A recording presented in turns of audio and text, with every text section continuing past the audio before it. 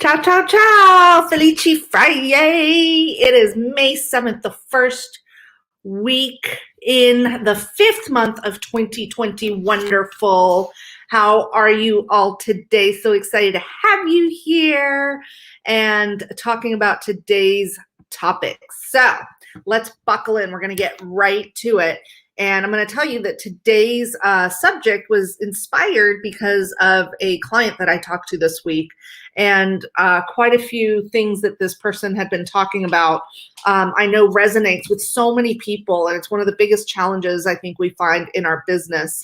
And it doesn't have to be this way. That's what I want to tell you guys, is that it really doesn't have to be this way. So let's get right to it. Let's talk about the death of lowering your prices to book clients.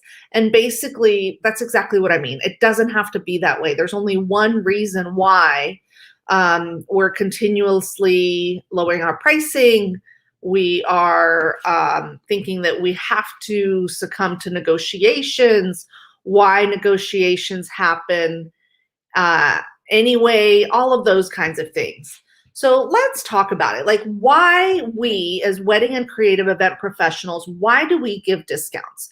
And here's the simple truth, is that there is, specifically with weddings, it is personal money that is being spent. So people have been saving up for an occasion. That's one of the reasons. The second reason is that it's an occasion. You can't really put a price tag on experiences sometimes, right? Like,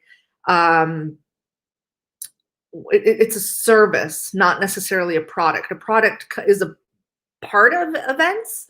You have the flowers, you get the pictures, but most of what events are put together is services, because you don't end up leaving an event that you have paid for with a tangible product. Sure, you might get pictures from the photographer, especially if you buy an album, but you're not going to walk away with, if you go shopping somewhere and it's like, oh, I'm buying a coat, I'm paying this much for a coat, and then you walk away and the coat is yours, right?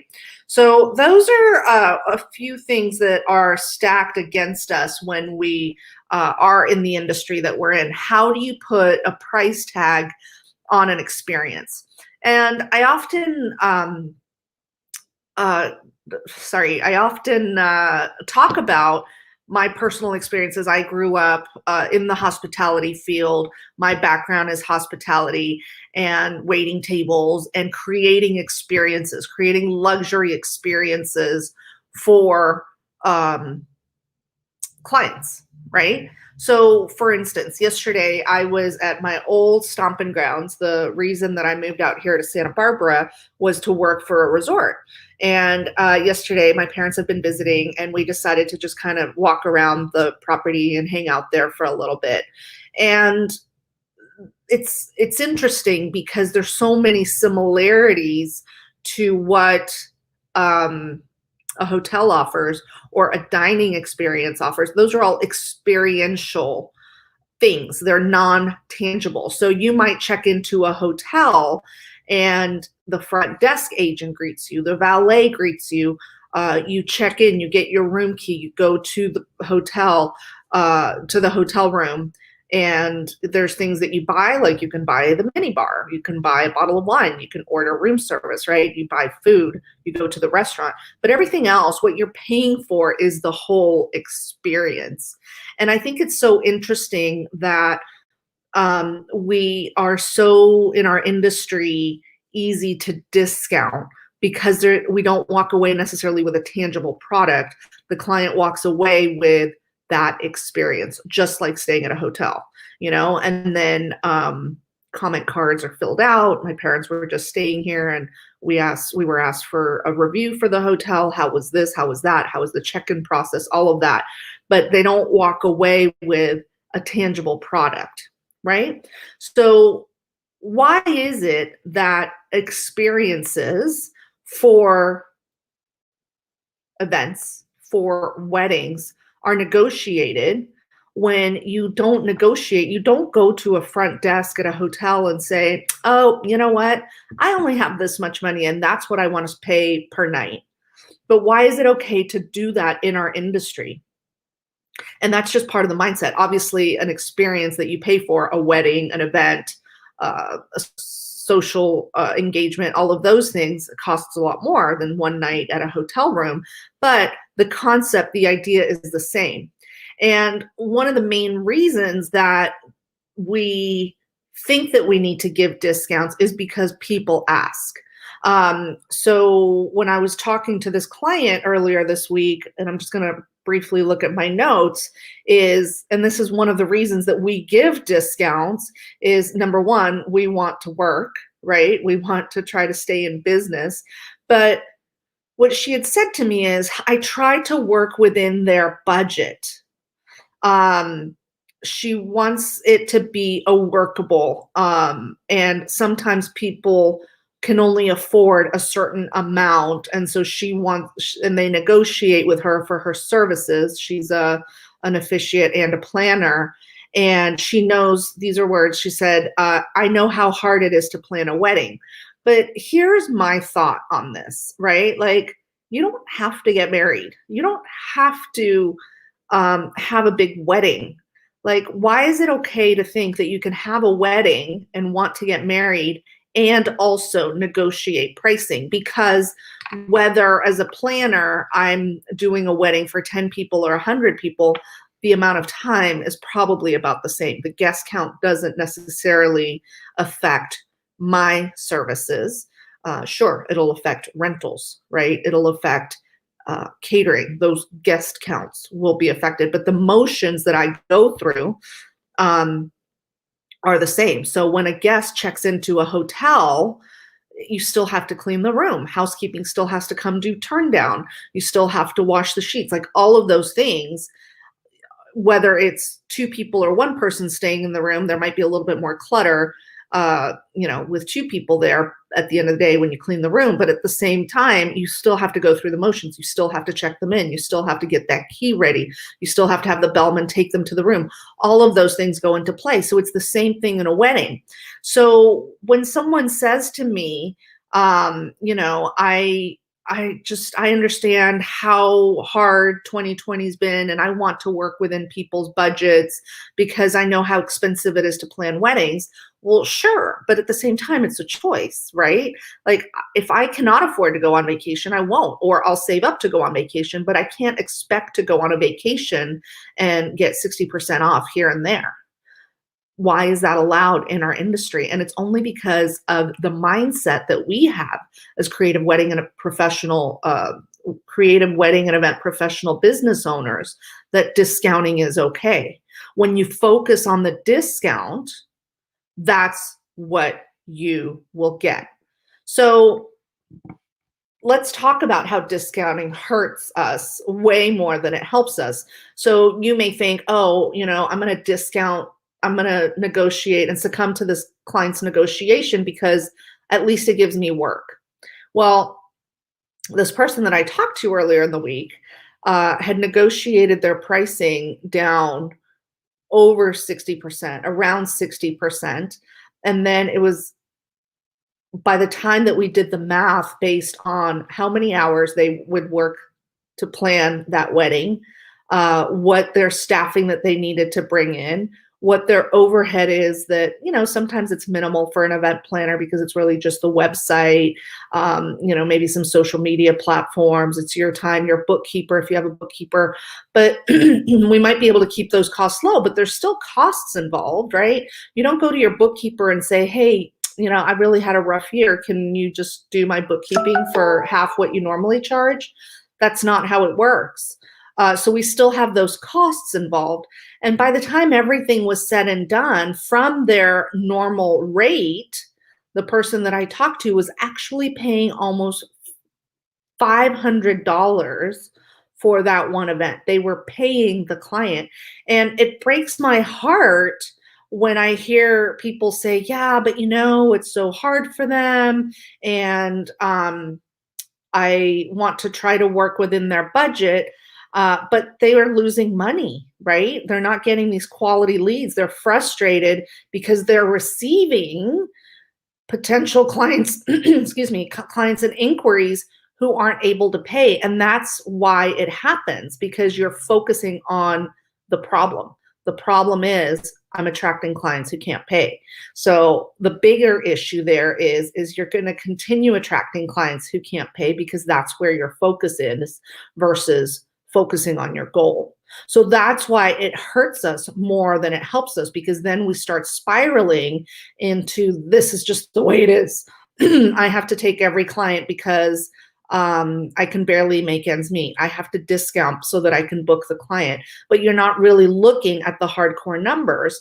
And then this becomes a bigger issue because that becomes your reputation. That is what you're known for. That's what other planners, other vendors are going to think about you. That's how they're going to refer to you as. I talked a few weeks ago about someone in a similar situation who they were known, even though they were in a super great niche and helped a certain cultural type of wedding ceremonies, certain nationality, and they knew the traditions and all of that. They didn't reward themselves for being so niche and being such an expert in that particular niche. In fact, they were known because they were discounting, and they were known as the value. Hey, if you want to get a reduced rate, if you want to get a steal value, go talk to so-and-so. So they weren't even recognized as being an expert and really good at what they were doing. They were more recognized as, oh yeah, this is the person who's going to discount and you'll get a smoking deal from them. So that's why it really hurts more than it helps us, because then your reputation becomes counterintuitive. You might think you're being of service giving these discounts. You might think that, oh my gosh, they're going to see that I'm a good person, but it's not what happens. What ends up happening is your reputation is, oh, they're cheap.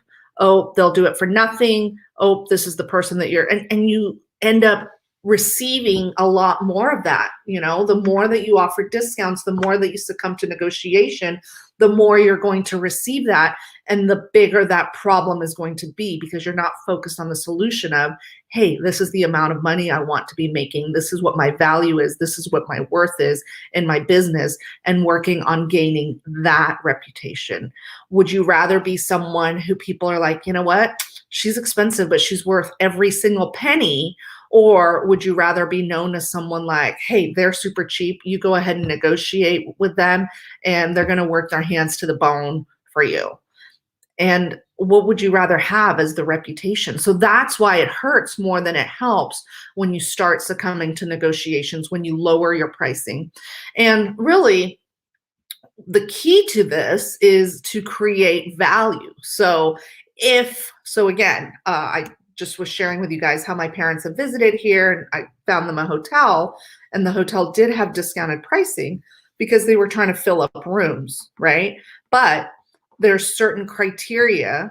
You're not going to get an oceanfront room for that price, right? So the value matches and the discount matches the value, if that makes sense. So I'm not going to say, hey, 60% off oceanfront rooms. No, those will stay at a premium rate. But if you have at least a 3-night stay, so that's where you aren't just negotiating saying, sure, I'll do all of this at that pricing. You say, you know what, if that's the pricing, let's look at what package I can put together for that. So if this hotel was giving, it was a weekday, they were trying to fill the rooms for the weekday. So they gave a weekday package discount because that's the bigger value to them, where they're still profitable and everyone gets a little bit of everything, instead of just cutting prices, discounting, and not being able to recoup some of those costs and paying to be in business. Because that's the craziest thing, is to pay to be in business. You're not in business. You're not running a business. You're running a hobby, and it's a very, very expensive hobby if you're doing it that way. But if you stick to your guns, if you finally put your foot down to discounting, once you realize that it's not about discounting, it's about creating your worth, creating your value, pricing yourself that way, really looking forward, you're going to start looking at your goals. You're going to be saying, oh, I need to make this much money this month. These are my package pricing. This is how many clients I need to book. And the more you focus on those goals and the more you see the value of your worth, the more confident you are in, number one, pricing yourself so that you're not trying to figure out what your hourly rate, you're not trying to figure out what your packages are, but you know exactly and you can speak to confidence of what those packages are, what that pricing is. And the more you're going to increase your reputation, the more you're going to attract your perfect clients, the ones who can't wait to work with you, the more people and the buzz around town is, oh my gosh, she's she's a little bit more expensive than others, but she's totally worth every penny. That's where you want to be. And that's the beauty and the magic of what happens within your business when you stop the discounting, you stop the negotiations, and you stop succumbing to those discounts. And all of a sudden life becomes magical. You don't need to take as many weddings or events. You don't need to take on clients that maybe aren't your perfect fit. You'll be able to refer those people out, and then those referrals start coming back to you. And you're really growing and scaling your business once you overcome this, oh my gosh, I need to discount. Oh my gosh, I need to have every client, that comes from scarcity. You're going to live in abundance. You're going to focus on the abundance, and it's going to just become this huge wheel of abundance where you're literally in control of your business versus thinking that you have to react and do everything and help everyone and negotiate every single penny that someone asks for. So if any of this sounds like you, if you guys are ready to overcome negotiation tactics, if you're ready to stop giving in to haggling, let's take a deep dive into your business, you guys, because it's not an easy feat. And sometimes it takes another set of eyes to help get you there and to really analyze what's going on. So I've opened up some time in the next couple of weeks to talk to you ultra committed people about how you can generate 5 figures a month in 8 to 10 weeks without having to spend so much money and time and energy in marketing your business or negotiated pricing. Instead, let's work on your goals and let's aspire to catapult your business into these goals. Now, there's no charge for this and it's totally free. I've opened up a couple spots to talk to you, but it's not for everyone. It's for people who are decisive, people who have made a decision that they don't want to negotiate and succumb to negotiated pricing anymore. This is for people who are resourceful, who are willing to find a way no matter what, because we've had our challenges, we've had COVID, we've had not enough time, not enough money. And also this is for people who are ready to take action, that you are just ready to really take your business to the next level. So if you're tired of trying to figure things out the hard way about negotiations, about marketing your business, and you're ready to start getting results right now, then I'm making time to show you how to do this. So set up an appointment with me. Go to zoefelici.biz/apply, and it'll take you right to my calendar. It's a free 45-minute to an hour appointment to take a deep dive into your business, see what's working, what's not working, what you really want to get out of it, and if I can help get you there. And then I'll call you at the time that you make your appointment. I just ask for you to have 45 minutes to an hour, distraction free. So really we can take a deep dive into your business and I can help you figure out how it's done. Okay. So go to zoefelici.biz/apply. Let's stop succumbing to negotiated pricing. Let's stop putting our name out there that we are the value cheap option and really dig deep into what is your niche, what is your worth, and being able to confidently attract that into your business and build a 5-figure per month business that you love. Okay, that's it for Felici Friday. Thank you guys so much for joining me. I'll see you tomorrow on social media, Saturday, Facebook Live. Ciao for now.